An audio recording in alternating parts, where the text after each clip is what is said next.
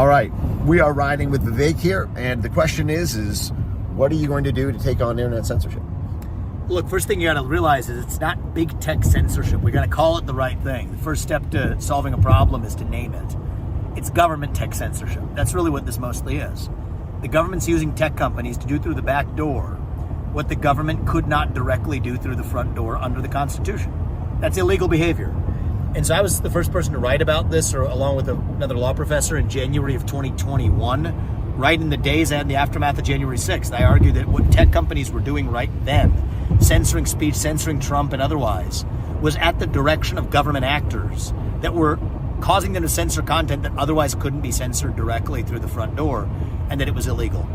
Back in 2021, it was dismissed as a conspiracy theory at the time. Now we know the reality is far worse than we imagined. That's illegal behavior. I think any government bureaucrat that has instructed a private company to do something that the government couldn't do directly needs to be held accountable. So Elon did it with Twitter, released this Twitter files. I'm going to release in first year the state action files. Anytime a government bureaucrat has pressured a private company to do something the government couldn't do directly, we're going to publish it, and we're going to hold the bad actors accountable. So that's how I'm going to deal with that. Great. That's actually a really engaged response. What I want to immediately ask is one more policy matter on this is Section 230 needs to be turned into an opt-in statute. So there's Section 230 C1 and C2. Forget C1 for a second. C2 says that these companies cannot be sued under state laws. There are many states that have laws that say you can't discriminate against somebody based on their political viewpoint. Section 230 C2 says, notwithstanding those state laws, a tech company can't be sued for doing it because there's a federal law that gives them a federal blanket of immunity. My view is you can't have it both ways. So if you want to be a private company, that's fine. Operate as a private company, but you don't get that liability wrapper. Just the same thing the way they do it for the vaccine manufacturers, by the way. But if you want the liability wrapper in the tech company's case, then you're bound by the same constraints as the federal government, including the First Amendment to the Constitution. So I know it was a little technical, but I wanted to give you, it's an important part of the answer. Will you commit to going agency by agency in the federal government? Everywhere from the FBI, the DHS, the National Science Foundation, DOD, State Department, agency by agency, killing every single government grant and contract related to domestic mis and disinformation. Yes. That's an easy, I thought this was going to be a harder question than that. Well, I just... Yes. Okay, and that was an easy one. Okay, now onto the advertising issue. One of the things that's happening right now that's choking out platforms is the weaponization of advertiser dollars in order to kill things to misinformation sites. So, for example, there's a company called NewsGuard which purports to assign news nutrition labels to independent websites. Now, it turns out, while they call themselves an independent rating system, on their board is Michael Hayden, former head of the CIA, NSA, four-star general, Rick Stengel, who was Obama's propagandist in chief in the State Department, who was the head of the Global Engagement Center, which is the censorship arm there, Tom Ridge, the head of DHS, and Anders Fogh Rasmussen, the head of NATO. So you have this sort of, just like you were saying, it's a government intermediate thing, but they assign news nutrition labels to websites like Epic Times and One American News, whatever.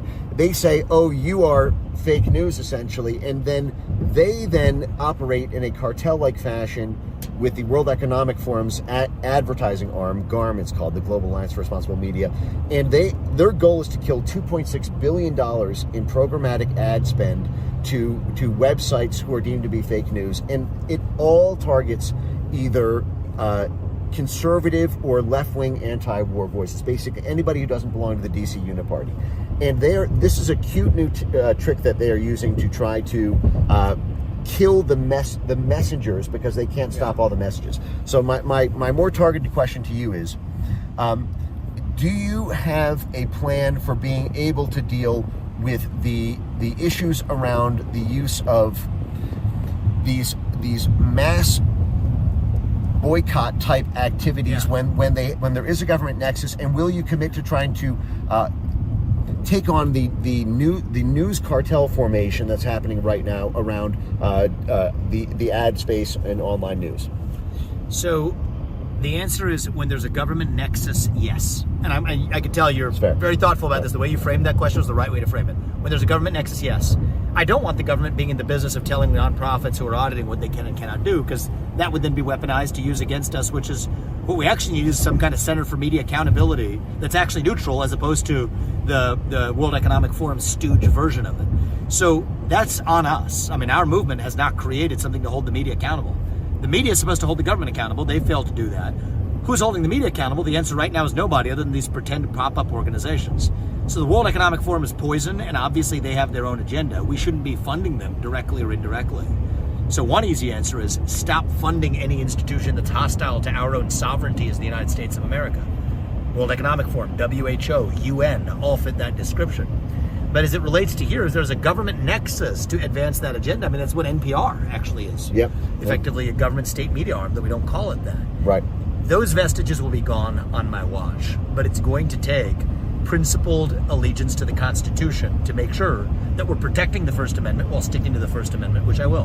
Right. The one thing I would say is you'll probably need alliances and a close relationship with those in the House Appropriations Committee for that defunding.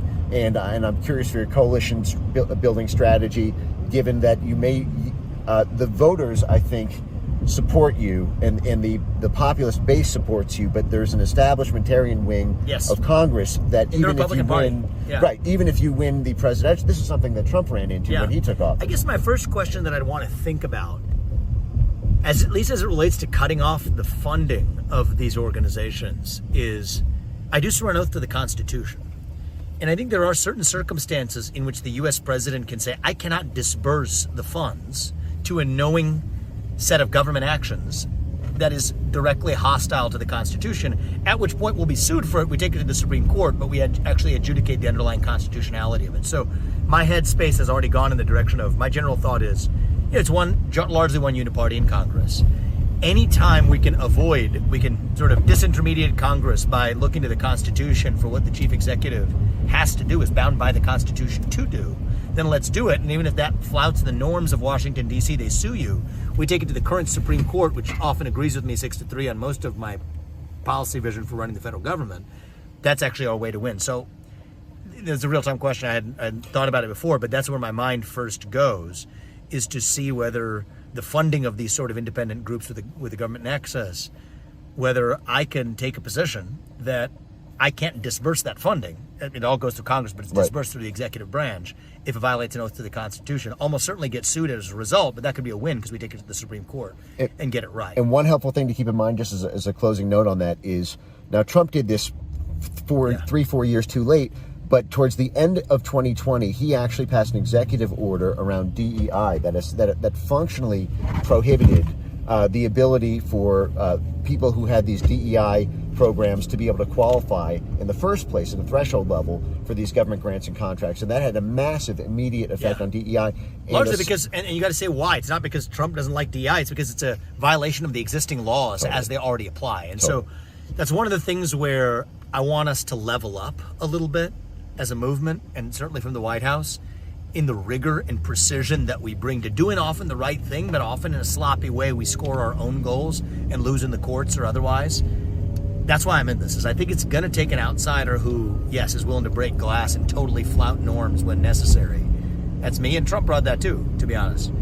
But it also takes an outsider who knows and deeply understands the law and the Constitution. And I think at this point, that's me.